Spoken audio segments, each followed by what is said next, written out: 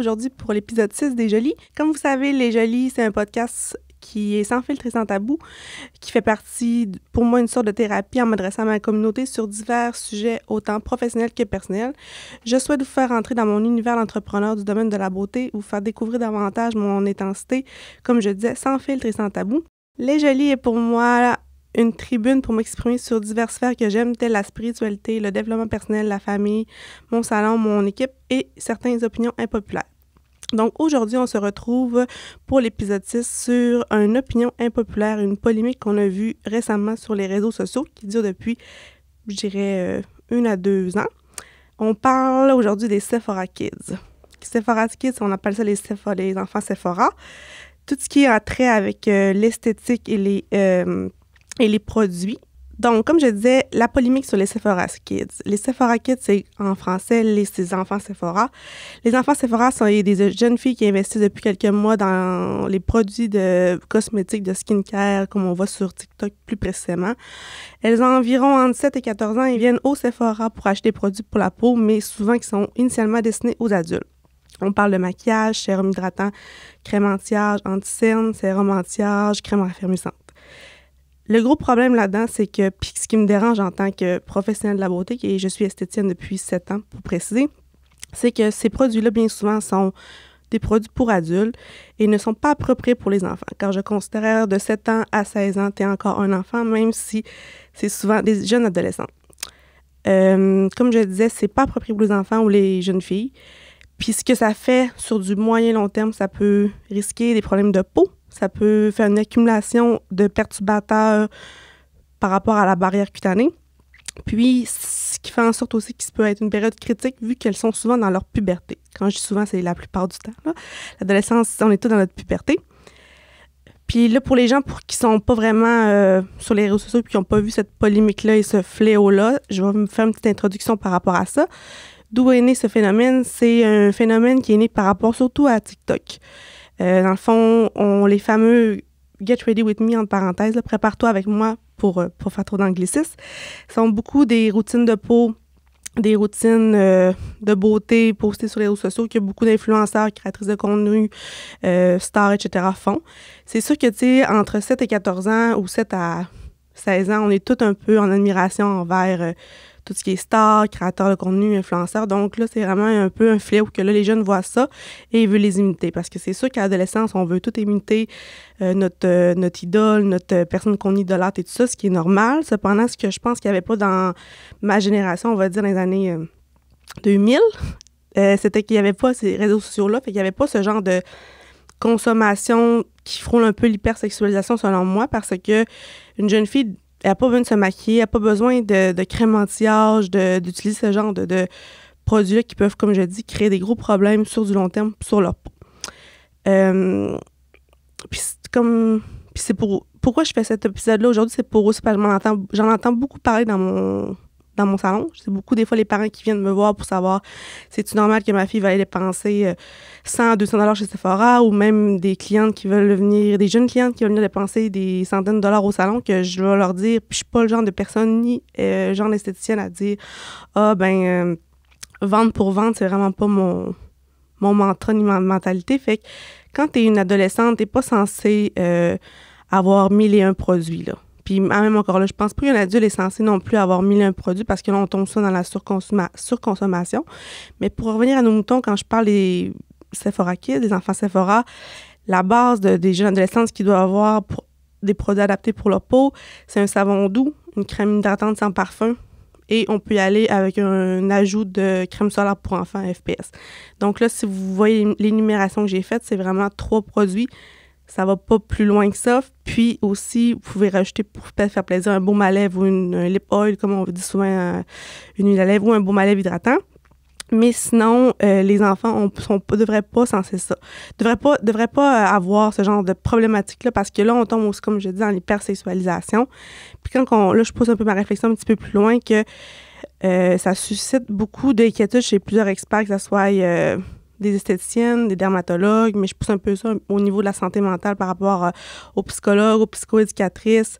Et je sais qu'il y a beaucoup de une polémique par rapport à ça, c'est que ça joue un peu sur l'estime de soi. Que c'est assez difficile, je pense, à l'adolescence, se trouver belle, puis tu sais, on vient un peu avec la puberté, les boutons et tout ça, que là, si on vient entrer en ligne de compte les produits, puis là, que tu penses qu'ils ont besoin de ci, de ça, ce qu'on consomme sur les réseaux sociaux, ben là, on vient à se perdre, puis ils viennent à penser que c'est normal de devoir faire ce genre de routine-là, peu importe l'âge, peu importe. Puis aussi, c'est surtout que peu importe ce qu'il y en est par rapport à ça, c'est que ça n'essayera pas en s'améliorant. Quand tu commences, je pense, selon moi, à avoir une routine de peau à 13 ans, quand tu es rendu un contour aux yeux, un sérum, des patchs contour aux yeux, ben imagine, ça va être quoi à 25 ans? Puis c'est sûr que je vais prêcher pour ma paroisse. Je pense qu'à un certain âge, début vingtaine, c'est important d'avoir une bonne routine de peau.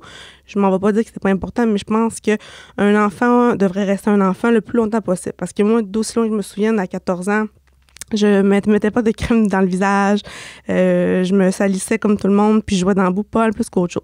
C'est sûr qu'aujourd'hui, avec l'ère qu'on est des réseaux sociaux puis la technologie, on peut pas empêcher un enfant, je pense, de consommer ce genre de contenu-là. Pour les jeunes filles, je parle, mais je pense qu'il y a un devoir autant que pour les parents ou pour les professionnels de la beauté ou autres, un devoir d'éducation par rapport à la réalité qu'on peut pas les empêcher parce que s'ils veulent quelque chose, ils vont l'avoir. On est beaucoup dans cette ère-là aussi. Cependant, je pense que c'est le devoir des parents de minimiser les impacts. Puis quand là, je dis minimiser les impacts, c'est par rapport à trouver des alternatives ou du moins une certaine éducation financière et aussi éducation psychologique par rapport à peut-être, là je dis des conseils, c'est mon opinion, j'ai pas pris ça... c'est pas une étude du tout, mais je pense que si je serais parent puis j'aurais une jeune fille qui voudrait donc, puis je le sais que quand tu veux quelque chose, quand t'es ado, tu veux suivre la mode, tu veux suivre tout le monde, tu fais dans la gang. Mais moi, si je serais parent, je pense que je minimiserais les impacts en, premièrement, jamais laisser votre enfant aller, que ce soit en pharmacie ou Sephora, toute seule pour acheter des produits parce que, oui, ça c'est pas nécessairement dangereux sur du court terme, mais sur du long terme, ça peut l'être. Si la jeune fille se fait vendre, exemple, du rétinol, ben, de l'acide glycolique, de l'acide salicylique, ben ça peut créer des brûlures sur l'épiderme, puis le derme et tout ça, ce qui sont les couches de peau. Puis il faut savoir aussi qu'une barrière cutanée, avec le temps, elle prend plus de texture, elle prend plus d'âge, donc la couche de peau est plus épaisse, mais tandis que des jeunes filles ou des... j'appelle ça des petits bébés, là, mais à 7 ans, dans ma tête, t'es un bébé, là, c'est fin. Fait que si on met quelque chose de le moindrement abrasif, ben ça vient vraiment faire un frottement puis un effritement. Je sais pas si ça se dit effritement, mais je pense que oui. Fait que ça peut vraiment changer la barrière cutanée à vie, là. Quand c'est pur comme ça, une petite peau d'enfant, ben quand on la brûle, il n'y a pas de retour en arrière, là. Oui, tu peux la traiter par la suite, mais ça vient avec des problématiques qui vont la suivre toute sa vie, tu sais. Fait que ce que je conseillerais, c'est ça, que jamais laisser votre enfant seul à une pharmacie ou seul dans un Sephora, parce que justement, être conscient de ce qu'elle achète, être soucieux, un peu comme quand un parent surveille son enfant pour pas consommer des choses illicites sur Internet ou des choses comme ça, c'est la même affaire selon moi. Ensuite de ça, ben là, je parlais quand je disais, mon épisode s'appelait « Les enfants Sephora », mais vous le savez qu'au Sephora, selon moi, c'est une pharmacie / boutique de luxe. C'est pas c'est tout ce qui est produit très haut de gamme. Donc, c'est sûr que les prix, ils sont. Fait que c'est sûr, c'est pas la réalité non plus. C'est sûr qu'exemple, un cash-on que tu vas payer au Sephora, peu importe la marque confondue, va être beaucoup plus cher qu'un cash-on que tu vas retrouver soit en pharmacie ou même en salon d'esthétique. Fait que premièrement, c'est vraiment conscientiser votre enfant au prix, que c'est pas la réalité. Tu sais, même moi, en date d'aujourd'hui, du Sephora, c'est encore dans mes petites gâteries, là. Je vais pas là à chaque semaine, puis je consomme pas ça à chaque semaine non plus, parce que c'est quand même extrêmement cher. Puis en vin, puis des fois, on pense que payer un produit cher va être meilleur. Non, c'est pas vrai non plus, parce qu'il y a des produits qui sont hyper, comme le bon mantra, beau bon pas cher, ça existe. Puis je vais pas prêcher pour ma paroisse, mais au salon, nous, on a vraiment des produits pour tous les types de peau, pour tous les types d'âge, et aussi pour tous les budgets. Parce que c'est pas parce que tu payes une crème $200 qu'elle va être meilleure qu'une crème à $50 ou $30. Ça, c'est important à prendre en considération. Puis, selon moi, si j'aurais une jeune fille ou une jeune adolescente, ben c'est sûr que j'essaierais de la sensibiliser ou du moins faire comprendre la réalité ou voir plus ça comme une récompense. Peut-être parce que c'est pas monsieur même tout le monde qui vont au Sephora là, acheter leurs produits et tout ça. Fait que j'aurais peut-être ça plus comme une récompense, plus des exemple quand tu as eu un beau bulletin ou des choses comme ça, selon moi. Ensuite de ça, mon autre point que j'avais pour minimiser les impacts par rapport à cette polémique-là, je dirais que ça serait acheter en petit format parce qu'on ne se le cachera pas, que ce soit un produit cosmétique, du maquillage, un produit skincare, c'est des produits qui c'est long à passer. Oui, ils coûtent cher, puis oui, des fois on se fait dire « Ah, mais c'est long avant que je le passe. » Fait que tu sais, oui, à un moment donné, tu rentres entre guillemets dans ton argent, mais je pense que pour les jeunes filles, tu peux économiser ton argent puis t'acheter bien d'autres choses qu'une jeune fille peut s'amuser. Fait que tu sais, minimiser les impacts en achetant les petits formats, les formats voyage. Il y en a plein au Sephora. Là, je fais juste penser à des blushs, à des highlights, ou à même des petits... on appelle ça les travel size, les formats de voyage. Excusez, j'avais pas le nom français. Mais ça, juste ça, c'est meilleur pour le portefeuille du parent ou de la jeune fille. Bien souvent, c'est le parent qui paye. Fait que mais les mamans me remercieront. Puis deuxièmement, ça passe tellement pas vite. Des fois, un format voyage va être encore autant bon pas cher. Fait que je vous conseillerais de mettre de l'impact là-dessus sur les petits formats. Ensuite de ça, ce que je vous conseillerais aussi, c'est de lui faire voir pas nécessairement l'envers de la médaille, mais exemple que, mettons, il y a une crème, là, je pense à la marque Drunk Elephant qu'on voit beaucoup sur les réseaux sociaux, que les jeunes filles se mettent ces crèmes-là et tout ça. Moi, j'ai déjà testé parce que je suis de la bonne vieille école que j'aime mieux tester avant de faire mon opinion. Fait que Drunk Elephant, c'est une marque de produits qui est, si je me trompe pas, européen. Ça vient de l'Europe. Puis, c'est des produits qui sont extrêmement, extrêmement chers. C'est ça pour une madame de 40 ans, une jeune fille de 20 ans, une femme de 30 ans, peu importe.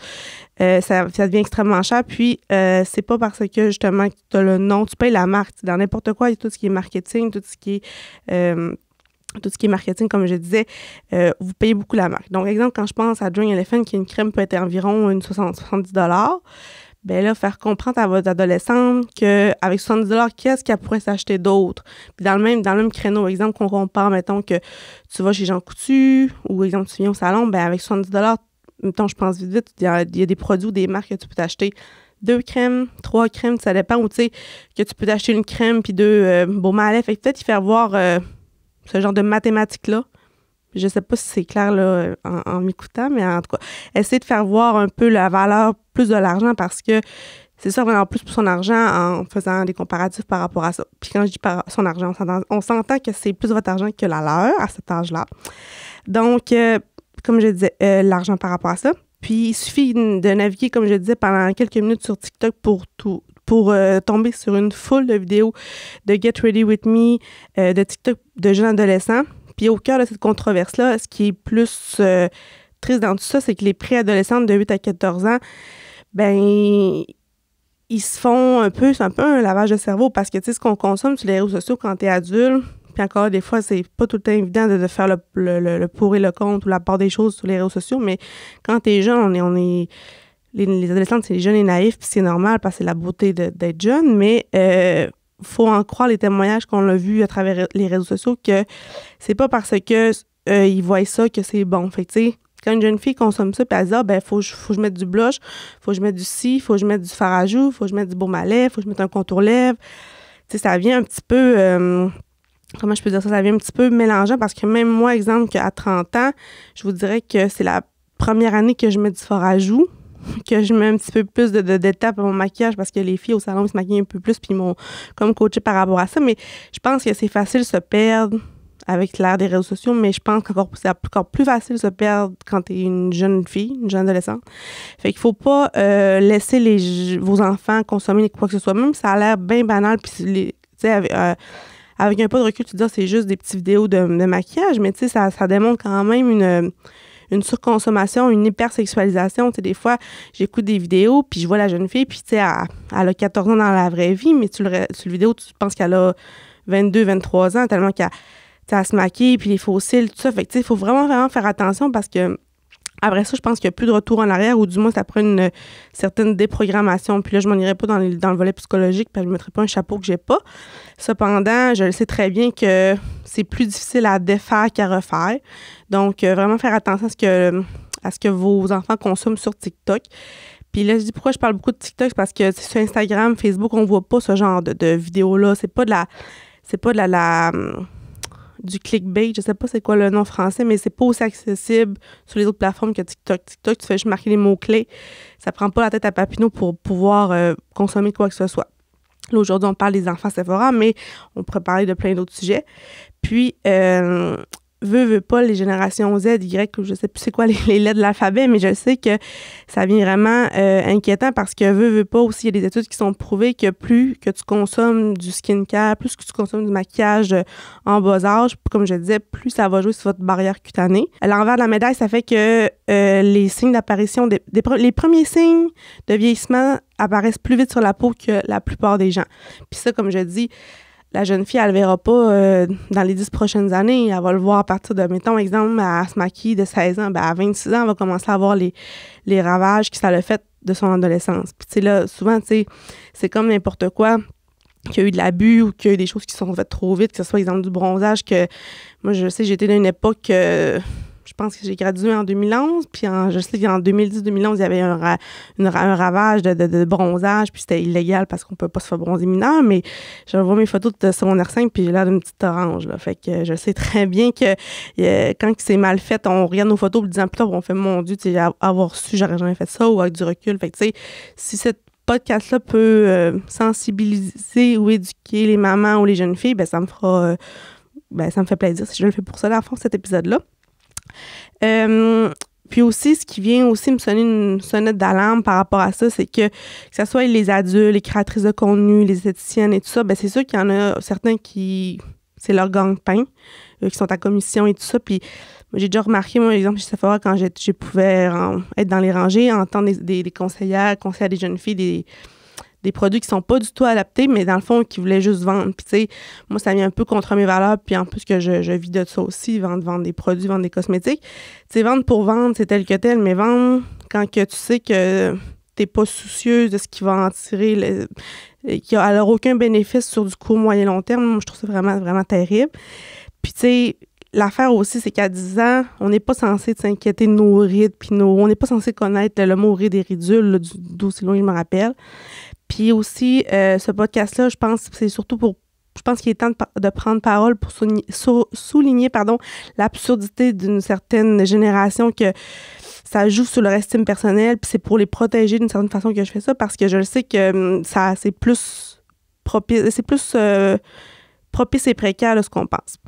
Puis comme je dis, là, j'ai l'air un petit peu intense dans mes propos, puis très radical, mais c'est que je pense que c'est pas assez parlé. Je pense que les gens mettent ça beaucoup, beaucoup sur silence. Puis c'est sûr que c'est pas une crise économique. Puis c'est pas la guerre en Ukraine. Il y a des situations bien plus importantes que les enfants Sephora. Mais il faut comprendre aussi que à travers tout ça, là, ça joue énormément sur l'estime de soi. Puis, tu sais, autant qu'une confiance en soi, puis une estime de soi, c'est pas facile à faire, même adulte. Fait qu'il faut comprendre que quand tu t'ajoutes des artifices et tout ça, ben après ça, s'aimer au naturel, puis s'aimer sans filtre et tout ça, comme je prône, ben ça reste avec une certaine incapacité, parce que, tu sais, c'est comme...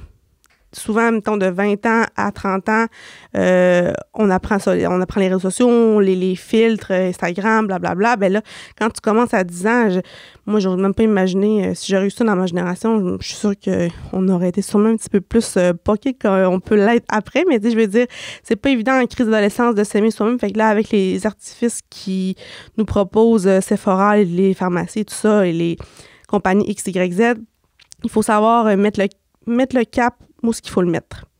Puis aussi, j'essaie un peu de faire cet épisode-là comme une grande sœur, dans le sens que c'est correct de consommer des produits pour la peau, du maquillage et tout ça. Puis je dis pas qu'il faut se mettre de la scrap dans le visage. Je sais, si une jeune fille veut se maquiller, elle va se maquiller d'une manière ou d'une autre. Fait que c'est tout le temps mieux mettre des bons produits sur la peau, mais avec sous supervision. Parce que peu importe, tu sais, quand on idolâtre, je me remets dans ma peau de la petite Myriam à 14 ans, quand j'idolâtrais, je sais pas, mettons, Britney Spears, André Waters, là, moi, je suis vraiment une vieille génération, mais le mot créatrice de contenu, ça n'existait pas à mon époque, mais, tu sais, je me rappelle que, tu sais, dans la revue Cool, je lisais donc, puis je buvais donc tout ce qu'il disait, puis tatata, puis tatata. Maintenant, c'est vraiment, mettons, les TikTok qui est comme nos revues d'enfance. Fait que il faut en prendre puis en laisser, mais je pense qu'il faut juste être plus fervente à éduquer nos jeunes filles. Puis aussi à éduquer que le souci d'une belle peau ne date pas non plus d'hier. Donc, c'est comme je disais, si vous créez des précédents dans votre de 10 ans à 20 ans, ben peut-être que votre de 20 à 30 va être pas mal plus critique, vous allez avoir plus de problématiques, plus d'acné, plus des ridules, une texture de peau, ça ne change pas vraiment à part quand on paye des millions, des millions, j'exagère, mais des milliers de dollars par rapport à des traitements au laser et tout ça. Puis tu sais, je te le garantis, tu ne veux pas t'embarquer là-dedans, là, parce que c'est pas... comment je peux dire ça? On peut contrer ça, mais on peut pas revenir en arrière, comme je disais. Donc, tu sais, quand tu as combattu l'acné, quand tu as combattu la texture de peau plus, comment je dirais, les boutons hormonaux, ben tu sais, une fois que tu as contré ça, c'est facile après ça de dire, bon, ben ça, j'ai réglé ça. Fait que ça, je peux me concentrer sur mon type de peau. Puis un type de peau, tu sais, ça se change pas tant que ça, mais avec des bons soins, des bons produits, ben tu vas à trouver ton... Comment je peux dire ça? Tu viens à trouver un peu ta routine pour savoir qu'est-ce qui te fait, qu'est-ce qui te fait pas. Puis ça, c'est un peu le combat d'une vie de plusieurs personnes, parce que j'ai plein de clientes qui des fois sont là, je connais même pas mon type de peau, je connais pas ma condition de peau, parce qu'il faut comprendre il faut comprendre qu'il y a un type de peau, puis une condition de peau, c'est deux choses qui sont totalement séparées. Une condition de peau, ça peut changer avec des équilibres hormonaux. Ça peut changer avec un stress qu'on vit. Ça peut changer avec les températures, les changements environnementaux. Tandis qu'un type de peau, ben on est avec ça. Fait qu'exemple, je parle d'une cliente, mais comme moi, je parlais de mon type de peau. Mon type de peau, moi, c'est sèche à mix. Et ma condition de peau est déshydratée. Fait dans le fond, là, vous allez me dire, ouais, Myriam, ça fonctionne comme pas, mais oui. Une condition de peau, moi, ma peau va être extrêmement déshydratée. L'hiver, je vais avoir des petites peaux mortes, même si je m'hydrate ou je bois full d'eau, il faut vraiment que je sois plus en produits qui ont des protéines, qui ont des lipides pour vraiment que ma peau engorge ces produits-là. Puis après ça, pour ce qui est de sèche à mix, il faut juste aller chercher l'avis d'un professionnel, d'un expert pour avoir les bonnes informations pour votre peau et non penser que, parce que, mettons, ta créatrice de contenu préférée dit ça, que toi, t'es ça. Mais je le sais qu'on s'identifie beaucoup, mais il faut faire attention par rapport à ça. Vraiment, vraiment, vraiment. Puis aussi, tu sais, je le sais qu'entre 8 et 14 ans, moi, dans mon temps, je jouais aux Sims, je dépensais mon argent de poche chez Ardennes. Fait que c'était vraiment pas le même genre de consommation et tout ça. Mais là, je le sais qu'aujourd'hui, c'est des étapes qui sont cruciales dans le parcours des jeunes filles, que c'était donc cool quand tu as une carte cadeau Sephora, quand tu es allé t'acheter ici au Sephora et tout ça. Mais il faut faire attention que c'est pas non plus en donnant des cartes cadeaux. Là, je parle de cartes cadeaux parce que Noël, où est-ce que je tourne le balado aujourd'hui, on est le 10 décembre. Donc, Noël s'en vient. Puis je sais qu'il y a beaucoup, beaucoup de jeunes filles qui mettent sur leur liste de cadeaux de Noël des cartes cadeaux Sephora. Puis je le sais que c'est donc facile d'offrir des cartes cadeaux Sephora et tout ça, puis je le comprends, puis je l'entends. Comme exemple, c'est facile de donner des cartes cadeaux d'un exemple de Château à beauté ou peu importe, mais il faut que vous soyez consciente que aussi au Sephora, puis là, c'est un peu une opinion impopulaire, c'est vraiment une opinion, c'est pas une vérité, puis je dis pas que c'est tout le monde non plus, mais je le sais que c'est des filles qui sont à commission, c'est des vendeuses qui sont à commission.